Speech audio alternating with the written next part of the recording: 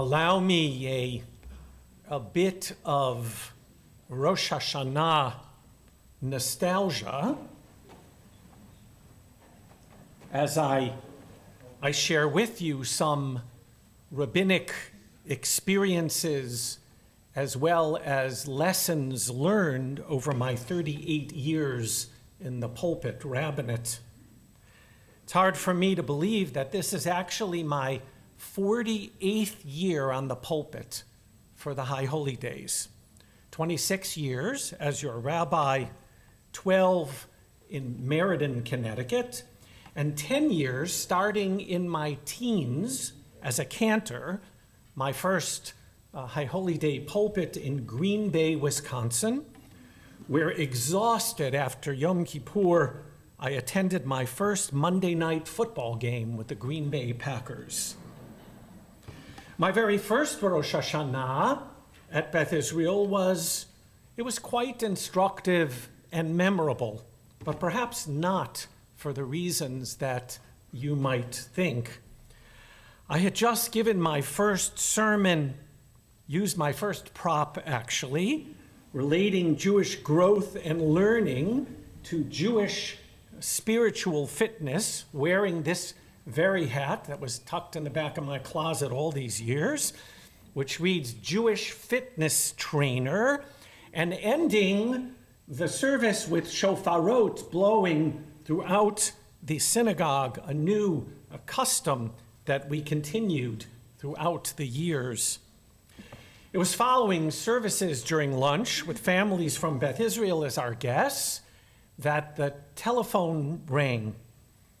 The answering machine picked up. It was the new rabbi who had come to Beth Am, downtown.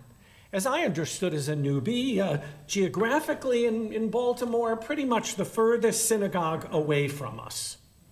He was leaving a message on our machine wishing me a yasher koach for the creative sermon that he had already heard about less than an hour after our services had concluded here.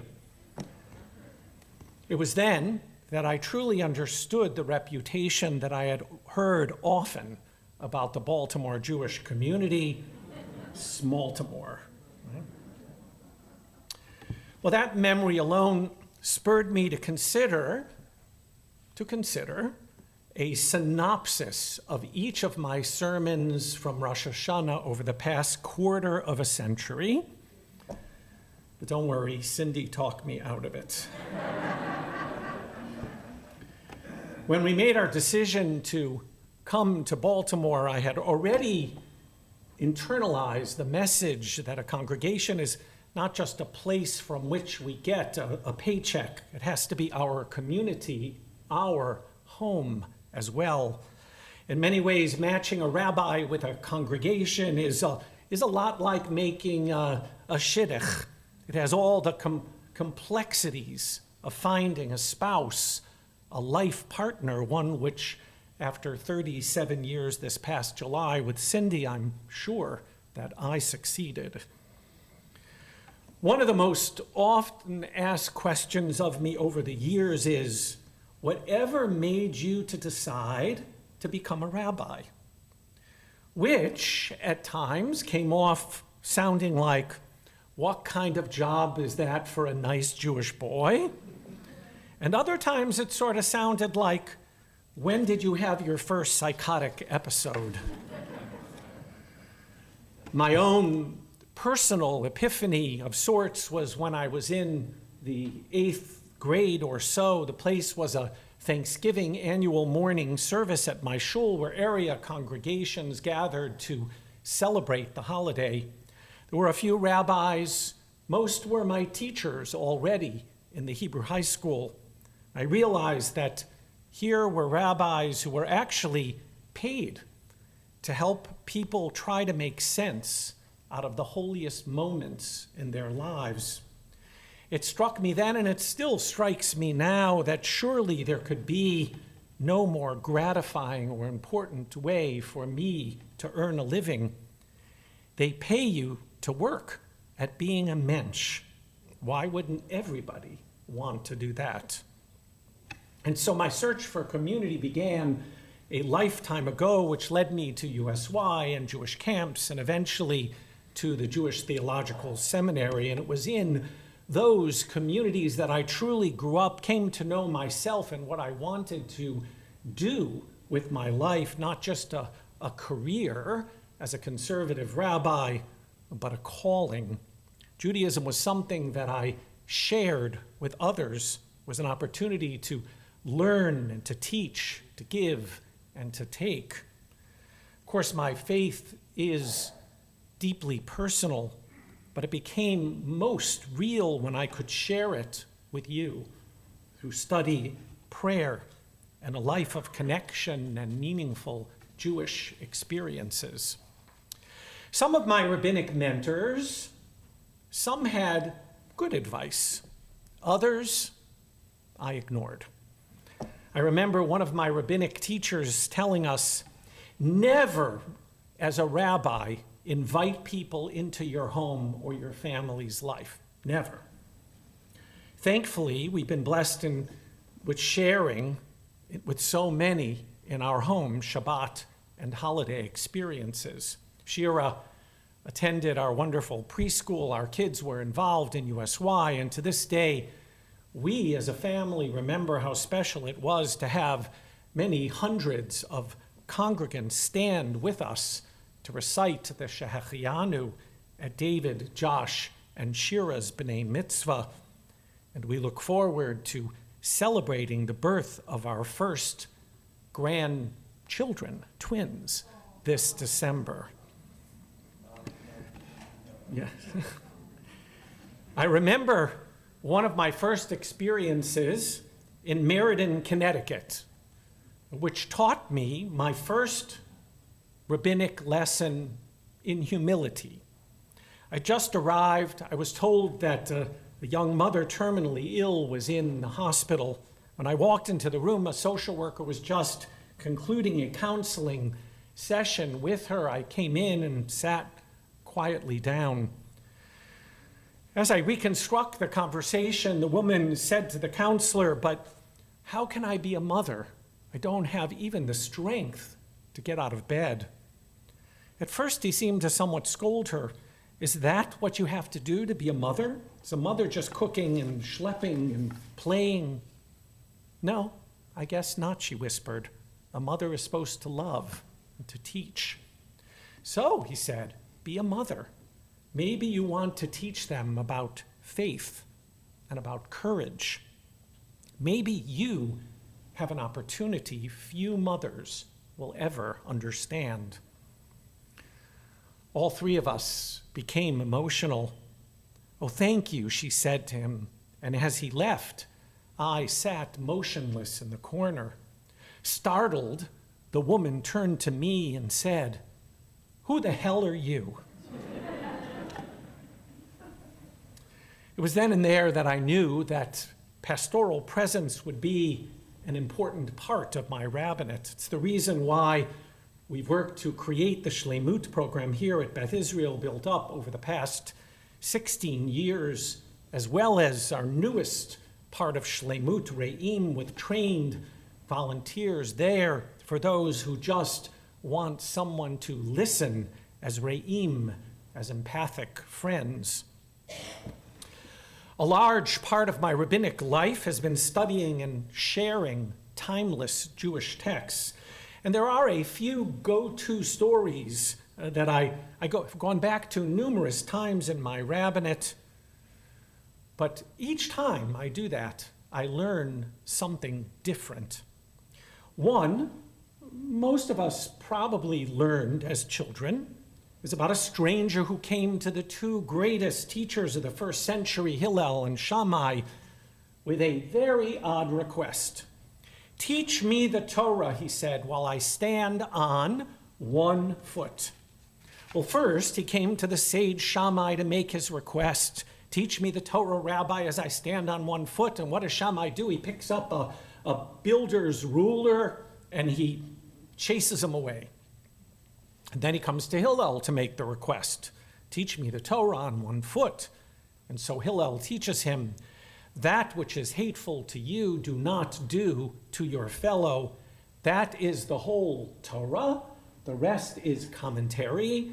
Zil ugmor. Now go and learn and experience more. Now, as you know, our tradition embraced the answer of Hillel because it is loving and kind and generous, a goal for any of us. But as a rabbi over the years, I've become convinced that there is deep wisdom on Shammai's side as well. Consider the request and consider the answer. The man comes and demands, give me your Torah, teach me all your wisdom, all your tradition, your insights, all that you've learned from a lifetime of reflection and study and meditation and observation and experience and suffering, and teach it all to me now. Give me the secret, he says to Hillel. You're a rabbi. You must have a secret. People look for secrets all the time. Over the years, I've been asked, Rabbi, give me the secret to happiness, to spirituality. Give me the secret to a happy marriage, to raising successful children. Give me the secret to inner peace and tranquility. But life isn't about secrets. Wisdom isn't a technique. It's a way of being. This person that comes to Shammai thinks that the Torah is something that can be easily handed over. Torah, in its deepest sense, is intensely personal. Torah is life wisdom, truths gained over a lifetime. I've come to believe for myself that a Torah learned over a lifetime indeed takes a lifetime to master. But you see, this man didn't get what he was expecting. He was expecting something so much simpler. The real meaning of Shammai's answer lies in the question. The man comes and asks for Torah on one foot.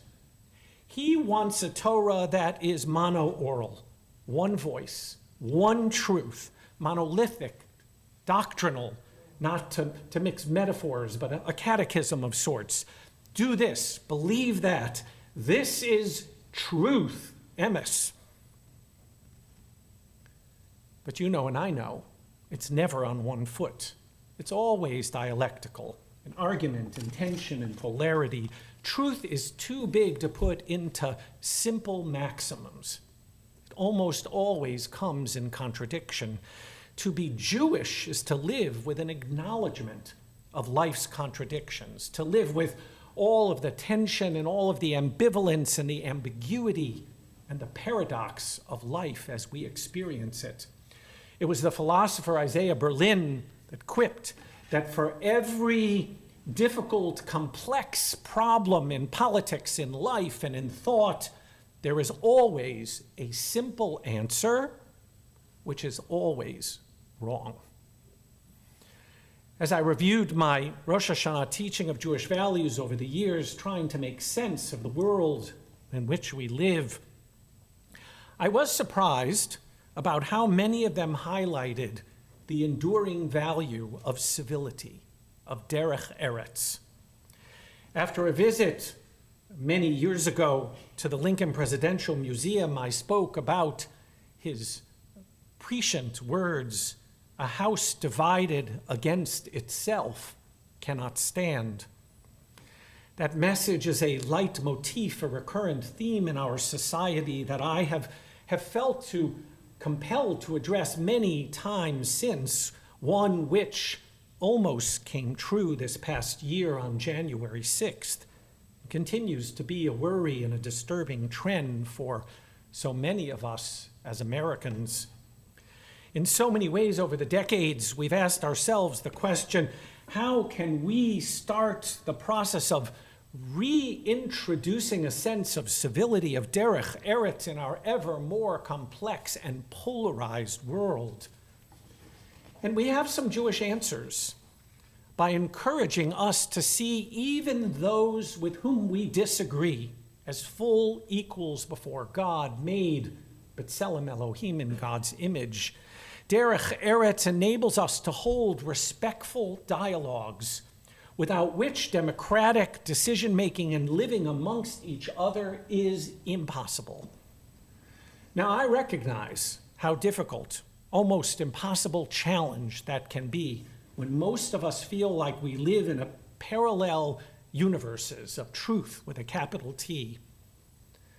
My friends, it is easy to have a feeling of malaise about what's going on in our world, to be overwhelmed at times by an oppressive sense of anxiety and hopelessness. The world in which we live is so bleak, times so frightening and cruel, sometimes makes me want to zone out with anything on but the news. Thank God for Netflix.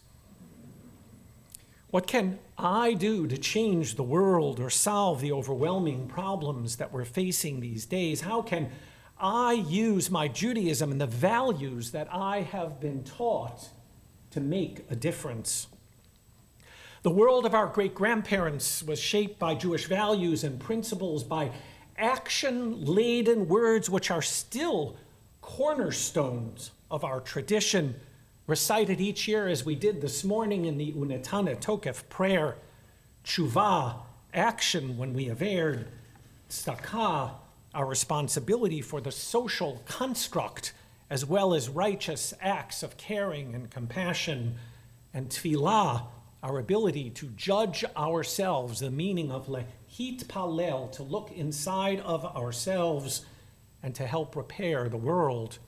Real faith is not expressed in beliefs or intellectual constructs or even theological musings, but rather in what we do and in how we live. Rapid change over the decades, especially in the last few years, have forced us as synagogues to look to the future of the Jewish community, and with our strategic planning committee, what kind of synagogue and rabbinic leadership we want as we move forward. Whether there'll be Jews and Judaism tomorrow will not be determined by the amount of anti-Semitism in the world. Whether Judaism and Jews will thrive depends on us. It depends on whether we care enough to make it happen.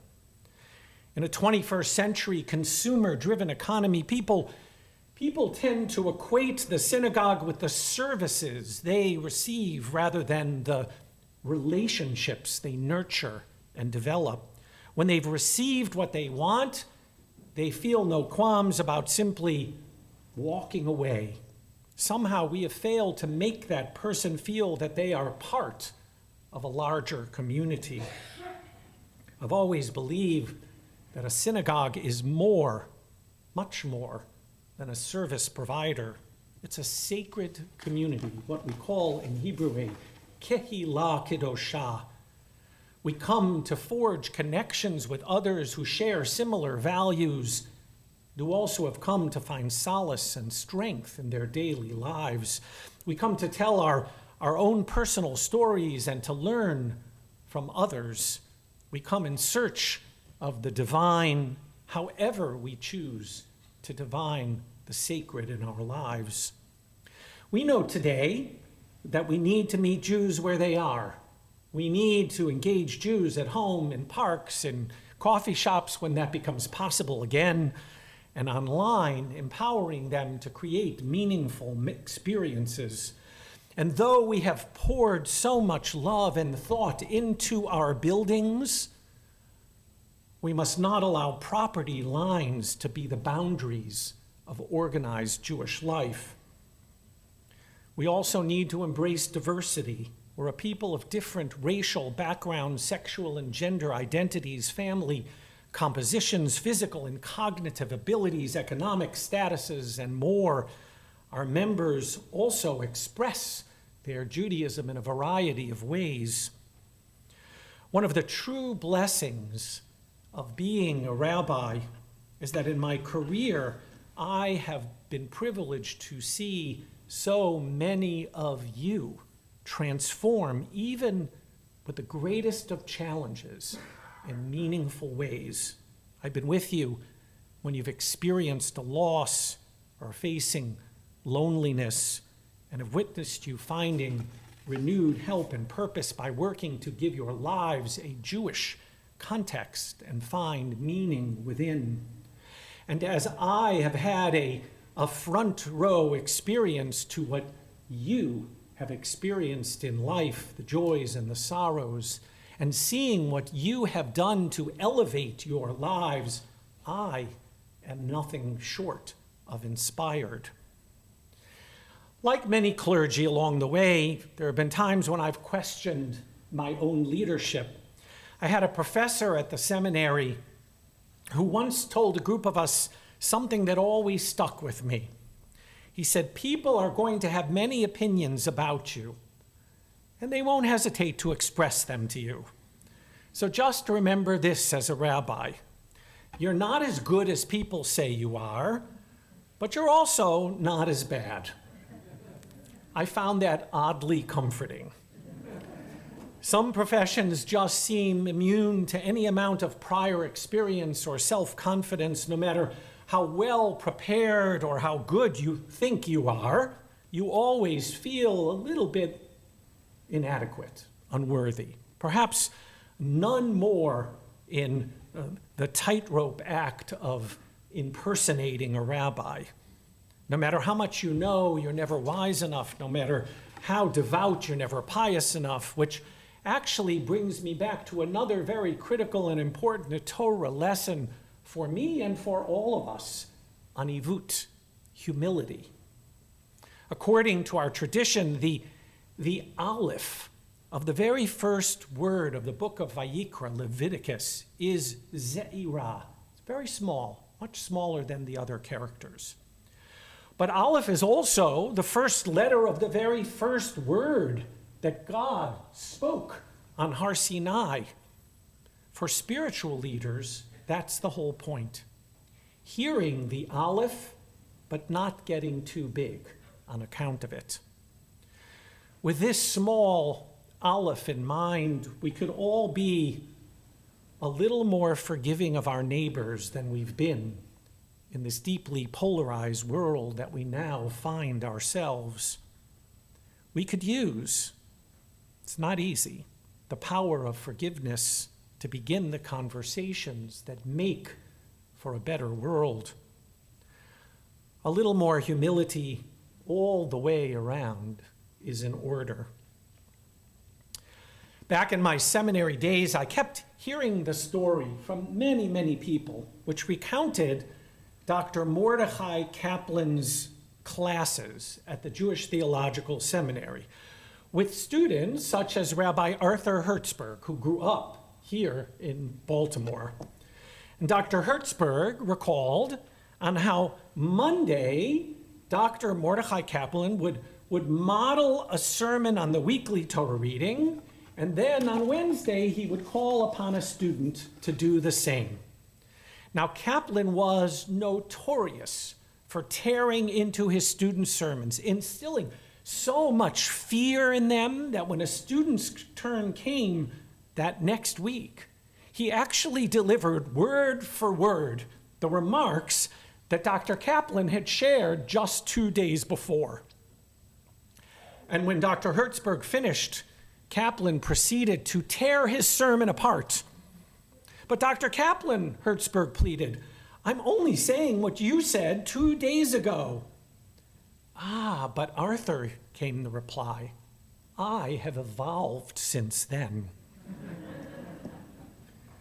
Over the decades, I have evolved, including choosing my Rosh Hashanah messages to address societal and contemporary issues that we've faced over this past quarter century, from gun control to climate change to social unrest.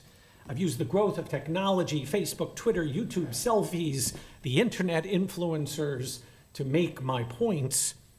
I've given sermons about issues in our country and in the world that I felt compelled to speak about, as well as tragedies that we have experienced, always through the lens of Jewish values, knowing that what I might say would not please everyone listening. It was my homiletics teacher, Rabbi Simon Greenberg, alav shalom, who said, if you satisfy everybody as their rabbi, then you haven't properly fulfilled your calling. And if you've totally alienated the congregation, then you also have not been worthy of the title of rabbi. As a result, I have been unafraid, purposeful in addressing issues that might be seen as controversial and sharing opinions always based not on politics or passing fads, but on our timeless values and texts which have kept us vibrant as a people over thousands of years. Our world, our country, our community, we ourselves need to evolve. The fact that things are difficult cannot be an excuse. God has opened the Sefer HaChayim, the book of life, but in truth, the real work is ours. We need to write our own book. May we all fill the blank pages sitting before us, turning them together as we continue to write the next bold volume of our people's, our communities, and our synagogues' history. Amen.